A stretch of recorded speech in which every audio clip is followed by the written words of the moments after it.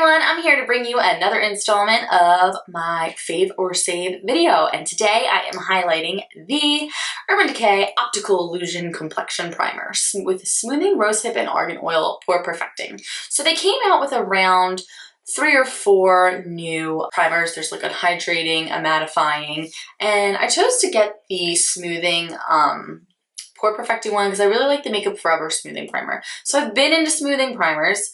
You get 28 milliliters or 0.95 fluid ounces for $34. You get 30 or 1 fluid ounce in the Makeup Forever. Now you would think you get a lot more in this, but you don't. I mean, 0.05 less, but this is more expensive. So on my quest for smoothing primers, I went and saw the new line was out. I bought one of the setting sprays. You guys recently saw me haul this product. So I wanted to give it a try because I have super texturized skin. Big pores, acne scars, all that fun jazz. If you name it, I have it. I'm also extremely dry to the way that even when I freshly put my makeup on, no matter what setting spray, I feel like I look cakey and flaky and I don't look smooth or perfected at all. So I'm always trying to find the perfect primer. Do I think this is the perfect primer? I don't. But I will say I do really like it. It's not my slam dunk, but I have been enjoying it, if that makes any sense. You guys are probably like, oh, I don't want to like sit here and sing and like melt over this product, but I also don't want to pan it. So that's why it makes it hard on my Fave or Save, and I'll let you know at the end of the video if you should buy it or not. So here's the thing. This is an extremely thick primer. If you don't want to feel like you have a primer, like a layer of primer on your face, do not buy this product. You have to use the tiniest amount. Like, I'm not even saying pea size. Pea size would be obnoxious for this primer. You have to do the tiniest dot, and I would dot it on my face. I blend it in with my fingers, and then I dot it in with a damp Real Technique sponge. Because it is so thick, you can't just rub it on your face. And I only put it in around my nose, up here, and around my cheeks here, and my chin.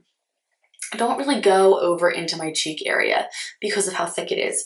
When you go to rub it in, it creates almost a white cast that balls up a little bit. A lot of people aren't going to like that. Let me give you an example, okay? Smallest amount possible of this tiny little product, and I'm going to let you watch me rub it into my skin. Now, it's very thick. It's very hard to rub in. What is it doing? It's just creating a thick film. Do you see how it's balled up on my skin? Not exactly rubbed in. So you kind of have to take a while to let it settle. Now, take a peek. It's still not rubbed in. You really have to go in circular motions all over your hand and spread it all over to get that nice. It feels slippery.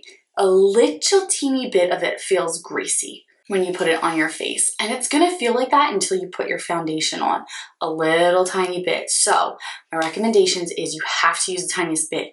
Don't concentrate and like put it right here with what you have to spread it over a bigger surface area, because if you stick to one little area on a dot, it's just gonna keep pilling and it's gonna keep getting little flecks of buildup of product. Now, that being said, that sounds really unpleasant. The finished effect is a very smoothing effect. Like I said, it's not tacky.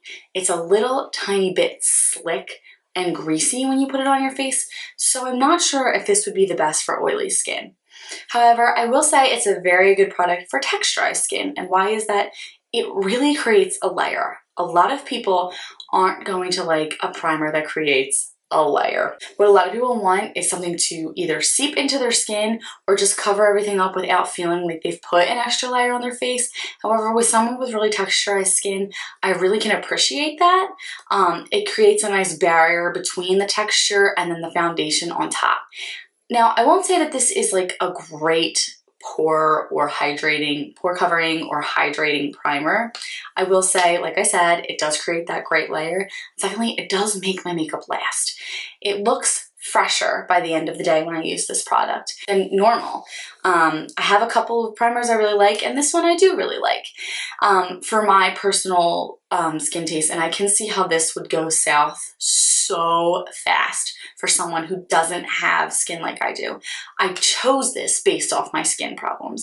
So I would say if you have texturized skin or like really big pores, or you really want to create that extra barrier between your foundation and your natural canvas of your face, this is a great primer for you, and you want to make it last a little bit longer.